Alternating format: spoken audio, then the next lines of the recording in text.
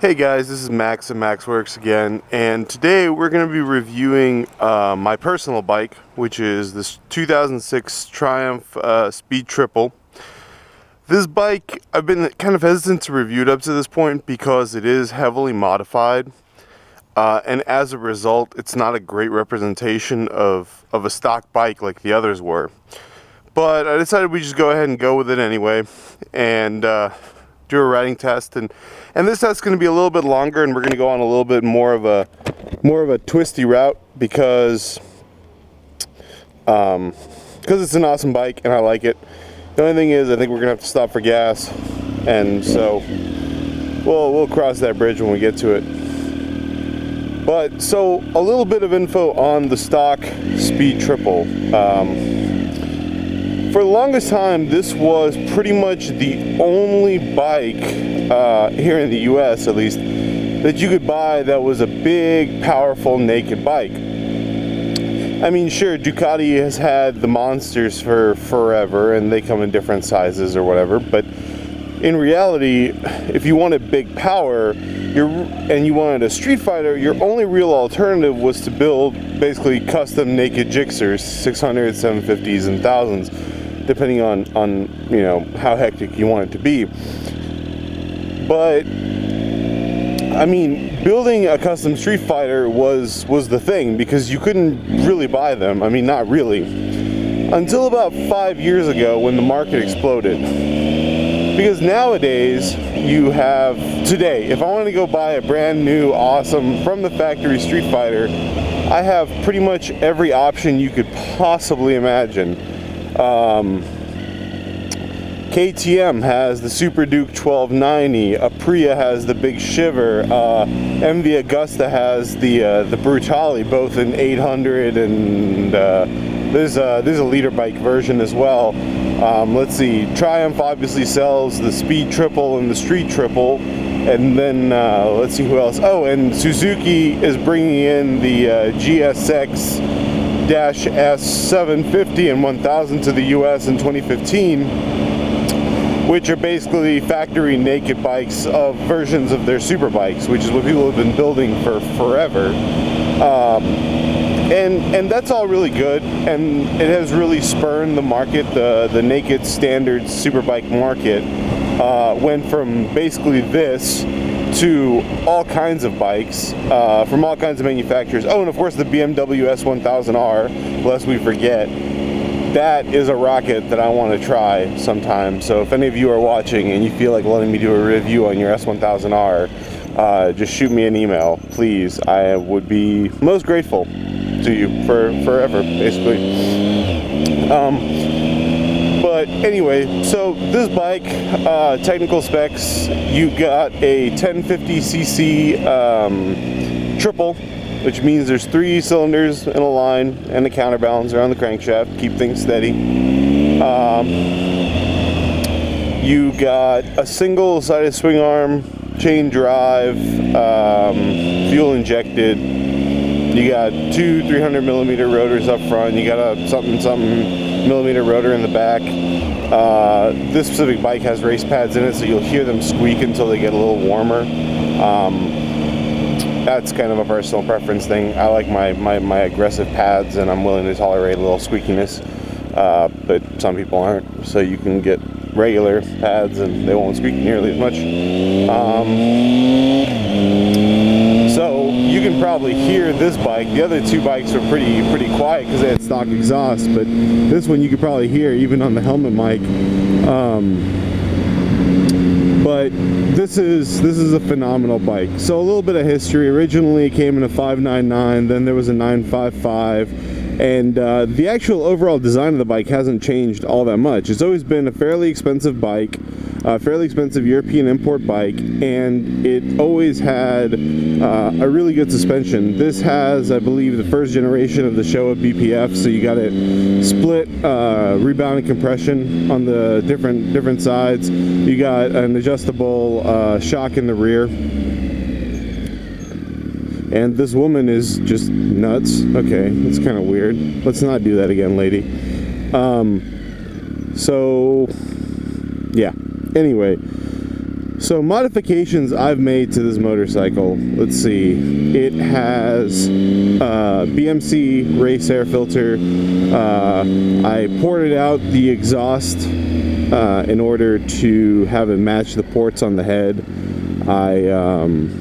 Let's see, I wrapped the header runners in header wrap, and I'll talk a little bit more about that later. And I have tuned it, as well as, you know, there's CRG mirrors and ASV levers, and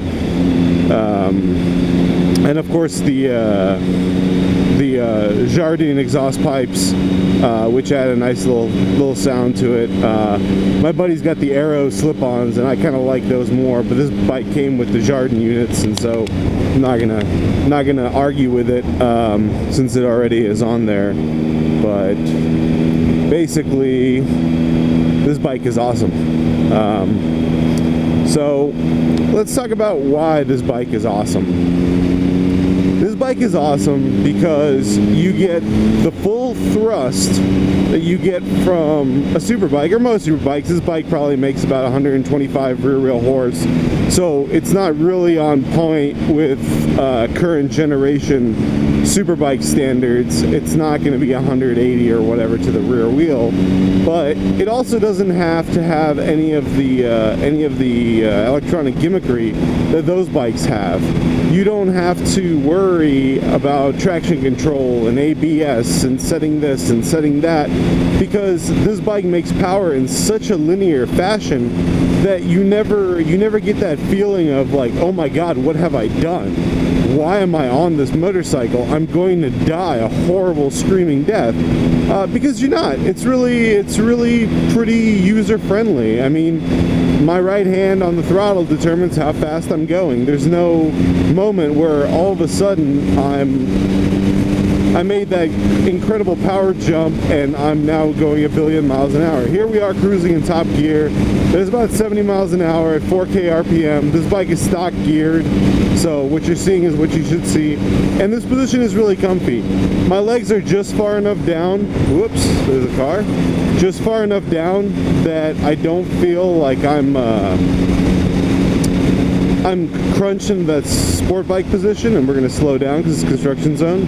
But at the same time, the stock handlebars put your arms in a nice spot, and there's not a lot of vibration. If you take a look down into the rear view mirror, even though it's a bar end mirror, so it's going to vibrate the most of any spot, it's really not vibrating that much. It's really pretty clear what's going on in both mirrors, which is really cool, because a lot of bikes you just get this nuts vibration and then it's impossible to tell what's going on behind you. This bike, like I said, because it's my personal bike, it's been super well maintained and fairly extensively modified. So in terms of the modifications, if you click on the link in this video and you take a look at the blog post, you'll actually find links that I wrote DIYs on how to do all of these individual mods, and they're fairly comprehensive. Obviously, if you guys have any questions, feel free to comment either on the blog or on the YouTube channel, and I'll do my best to get back to you as quickly as I can. But all the modifications are detailed on there. So let's talk a little bit about those modifications. First of all, the slip-on exhaust. This bike sounds amazing. Okay, it just does, and it does that primarily because of the way the engine is configured. Because it is an inline triple. When you, like, the thing is, when you rev this bike just sitting at a light and you rev it up, it doesn't actually sound that great. It sounds kind of like weirdly entangled with itself. But when you get the bike under load, and we will here in a minute, when you get the bike up under load and you really romp on it, this thing makes the most amazing sound ever. Just ever. And I'm a huge fan of 4-cylinder sports bikes, but this is just better in pretty much every manageable way. Like, yeah, by the numbers, especially if you look at today's market, KTM Super Duke, 1290, BMW's S1000R, hell, even the Z1000 I think actually makes more rear wheel horsepower than this bike does. But the thing that makes the Triumph a Triumph is that it's the whole package. You know, this suspension absorbs bumps. Big bumps, little bumps, it doesn't matter. It just rolls through them like they're not there. And, you know, it always, but at the same time, it's not plush, it's not bouncy. It, you know, it lets you feel the road, but at the same time, I can go over a speed bump, or not a speed bump, but I can go over like a small pothole at pretty much full speed, and there's no judder in the front end, there's no shake, there's no awkwardness. It simply just goes through like it's supposed to, and it pretends like nothing was there. You know, a lot of people track this bike. I don't know that I would.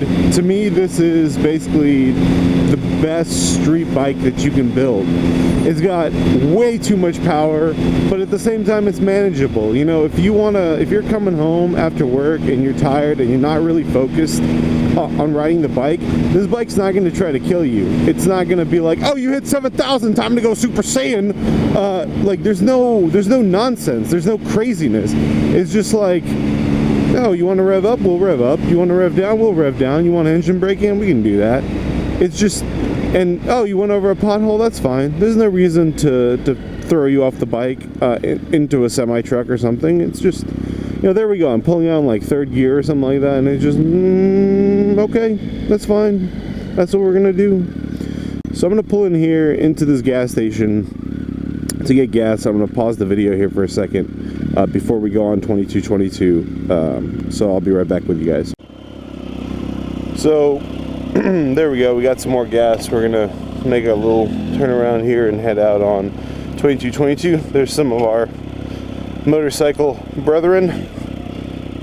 Actually, because here in the US you pretty much buy Triumphs at BMW dealerships, we really pretty much are brethren. Basically, that's what's going on right here. So we're going to pull up right behind these guys. I'm going to wave. They're going to wave back. It's going to be nice because that's how we do things here in Austin.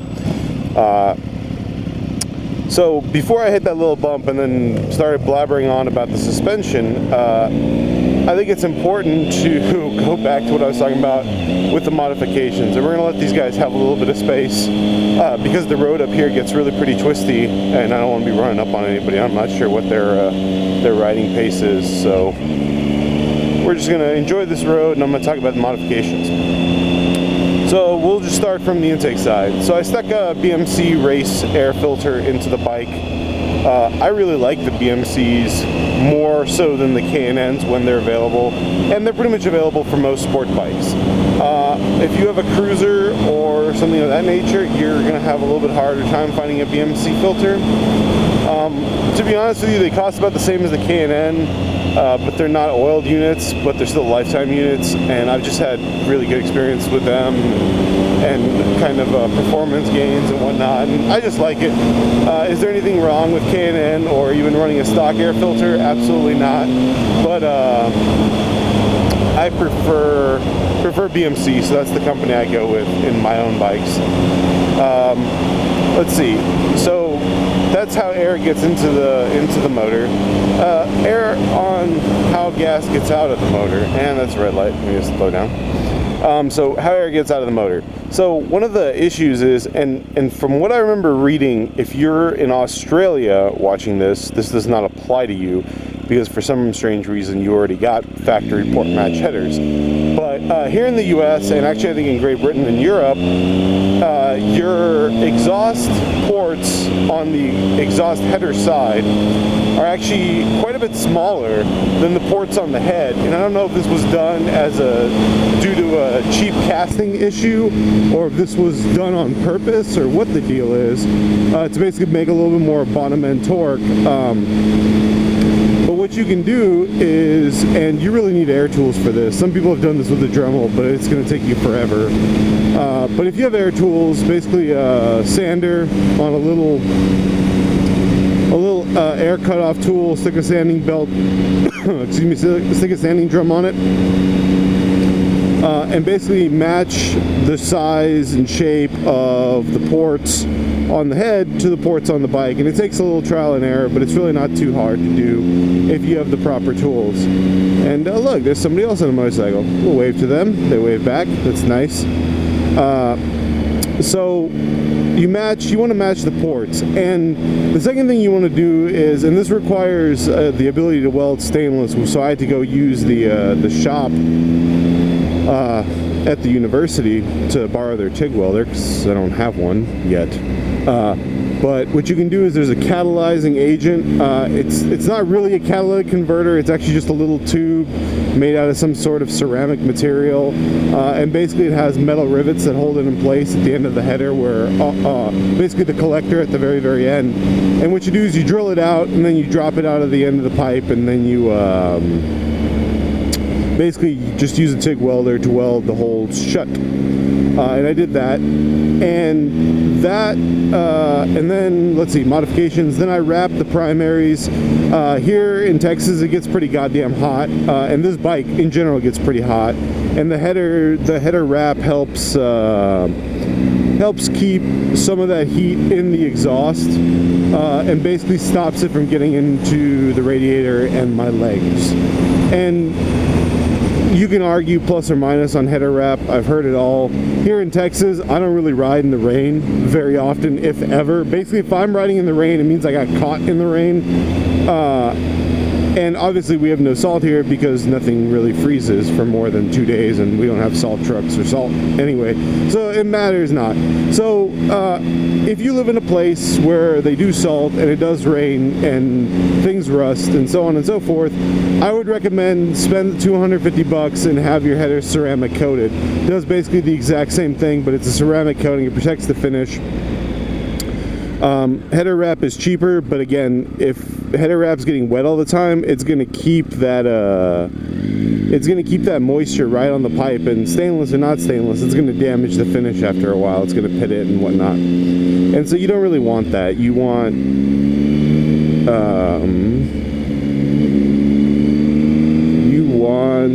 to avoid that, because that will be bad. So let's see. That's pretty much it for the... Oh, and then of course I tuned it, and I'm going to talk about that in a second. But in terms of value, I did not do dyno pulls in between each modification. That would have been awesome, but I don't have time or money to do dyno pulls between each modification, even if I wish I did. But I would say the air filter helped, especially because I was going from a dirty stock air filter. I would say that port matching helped a lot. Header wrapping, not really. Removing the catalyzing agent, not really. Primary differences after tuning I've noticed is that the bike makes a little bit less down end, and it has a little bit more of a top end rush. So my guess, my guess as an engineer would be that I moved my peak torque, basically location, up maybe 500 or 700 RPM, and I probably bumped the peak horsepower a horsepower or two. But all in all, the modifications were fun to do and they're worthwhile. In terms of visual stuff, I have little machined LED turn signals on the front. I have an integrated tail in the back. I got these lovely foldable CRG mirrors and ASV levers. The levers and the mirrors were purchased by the previous owner, so I didn't have to shell out for them. But I really like these folding mirrors. I fold them in the garage so they don't catch on stuff. I fold them when I go out on the bike so they don't catch on stuff. It's really nice. It keeps people away, which is really nice. So I would highly recommend spending the money and getting the folding mirrors. Not because they're CRG or whatever, but strictly because they fold. I really like that. In general, this is a sexy looking bike. It draws attention everywhere it goes, and it's mostly draws attention when you're riding, because people hear the exhaust note and and they're like, whoa, what the shit is that? Oh, and here comes the hill. I love the hill. So we're on 2222 here in North Austin right now, and this hill is ridiculous, and it's just one giant hill, and going up it is fun, and going back down it is a lot of fun too. So it's just very hill-like. I don't know, maybe I'm an idiot, but that's just kind of the stuff that makes me excited. So here you can really hear the bike kind of bog down, and I don't know how well you can hear that on the microphone inside the helmet cam, but this is a sexy sounding bike, and that's part of the reason it draws so much attention to itself, because it is a sexy looking bike and sexy sounding bike. So like I said, if you go and read my blog, you're going to find a lot more details about the bike, and you know, as kind of a recap, it does really well with modifications. The tuning suite that's publicly available, and there's a link in my blog on how to do this. It's all free, it's all publicly available, and it's amazing. It's by far one of the best aftermarket tuning suites I've ever seen, and especially for a free one, and it does an excellent job because this bike has an actual OBD2 port underneath the seat. You can actually remap the ECU without any issues, and I got some guy riding along behind me here, but yeah. Oh, and the other modification I didn't mention was I have DDM HIDs in the front, 255 watt units, one per headlight. I attempted to build custom shrouds and projectors, but it didn't really work nearly as well as I would like, so I kind of scrapped that project for other stuff that was going on at the time. But it puts out a lot of light, and I like that. It helps me see at night, which is good. So that's pretty much it. That's pretty much all I got in terms of stuff I really want to talk about. This bike is just a pleasure to ride. I mean, if I had to choose one bike to keep for the rest of my life, and I could own no other motorcycle, this would really pretty much be it. I mean, while it isn't really comfortable enough for long-term cruising, it's what the shit? It's not that at all. But as a around town bike, it's really good. There are competitors nowadays that make more power and have more gadgets than the Speed Triple, even than the new Speed Triple R. But the truth of the matter is this last generation bike is really my favorite. I've ridden the new Speed Triple R. It's impressive, but not so much that I felt the need to upgrade. It's not that much more impressive. It's maybe 5% faster. Or maybe it feels 5% faster, and maybe the suspension's a little better, maybe, but you know, maybe not. It's really kind of up for debate. And here are the two guys that we saw when we first got into this. Some really nice bikes. You know, I've never really had a chance to put some seat time on one of those GS's. I've always kind of wondered what it's like, but the Multistrada is a nice bike, and you know, he got the nice one of the nice bikes, so good for him. So I'm actually going to go in here into Bullock Hollows, and this is kind of a really twisty, fun road, and I'm probably going to end up turning off the camera because I can't really focus on riding this bike like I want to and blabbering on to you guys about. But before I do, I'd really like to see, I really like you guys to see, and move the bag. I really like you guys to see this first drop off, because this is really some beautiful Texas country out here, and you know, there, as a foreign national, I gotta tell you, you know, America might have its problems or whatever, and people might say what they want about Texas, but when you hit one of these little 2-lane roads and you got that endless blue sky above you and these rolling green valleys here in the hill country, it's kind of like this bike. It's kind of like this Speed Triple, where you just let the engine braking hold you as you roll down the hill. Maybe a little front brake, but you just let the engine hold you and you just roll on through, and the bike's happy and healthy, and and nobody's really pushing you. You know, there's no urge to go faster, no urge to. That's the best thing about this bike. You can wind it out, and it will scream and pull and thrash and spin the rear wheel and do all those nasty, dirty superbike type things you want it to do.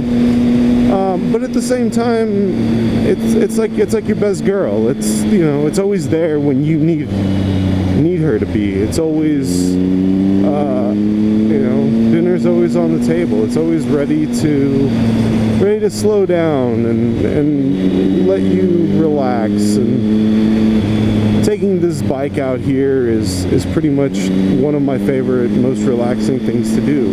Of course, in addition to tinkering in the garage, which I'm going to do a little later today, but there's really no way of describing it other than it's awesome. It's an awesome bike, and I would venture to say that on a list of top 10 motorcycles ever made, it's pretty high up, because they did it just right. Just enough power to be awesome, a smooth, supple suspension that keeps you in your seat without letting you lose track of what's going on underneath the tires. You know, there's not really any wind protection, but you don't really expect any wind protection from a naked sport bike. I mean, let's be realistic here. And as long as you kind of lean the bike over and give it a little gas, it follows the line. It doesn't push wide. It doesn't cut in too hard. It just rolls like you'd want it to, like you'd expect it to, like you demand that it does. And I mean, I'm still blabbering on about this bike, but the truth is, you know, I love it. There's really nothing quite as good available on the market today. Otherwise, I'd probably own it. And you know, like I said, please take a look at my blog. You'll find links to all the modifications, a little more in-depth technical review. I know I didn't go in depth on this bike as I normally do, because I was just so excited about talking to you guys about how this bike feels and how it transitions and stuff like that. More than it's not really a numbers bike. It's not really meant to be a numbers bike.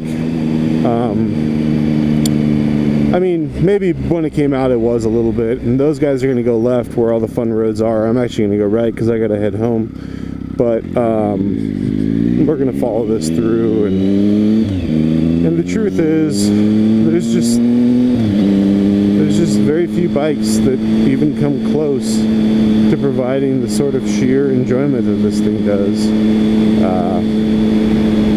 And every year bikes get faster and more powerful, and they got traction control and ABS and adjustable ride height and sky hook and whatever the hell all else. But the truth of the matter is that you don't really need it. All you really need is a well set up suspension, check. A torquey, powerful motor's got a broad power surge, check. And a screaming exhaust, which check. So that's basically why I gotta say this is probably the best bike ever made. And while eventually I probably will sell this motorcycle, I'm in absolutely no rush to do so, because it just puts a smile on my face. And whereas, I said the same thing about the Vulcan, but the truth is, this bike will put a smile on my face every single day. The Vulcan is really more of a commuting bike, and but I'm not gonna mix reviews. This review is about the Speed Triple, and how awesome it is, and I really hope you guys enjoyed it. Again, please go to www.MaksWerks.com, read the blog, subscribe to this YouTube channel, comment on the blog, subscribe to the RSS feed. Let me know what you think. All of these videos are all going to be a little bit slightly different as I continue to twist and tweak and tune stuff, but I'd really love to hear some feedback from you guys. Let me know what you want to see, what you don't want to see, if I'm talking too much and you just want me to ride, or if I need to be more technical in my descriptions while I'm riding, whatever. Just let me know.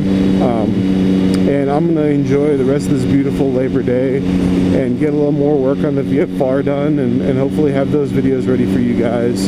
So as always, please ride safe, be smart, enjoy the open road, and I'll catch you guys next time.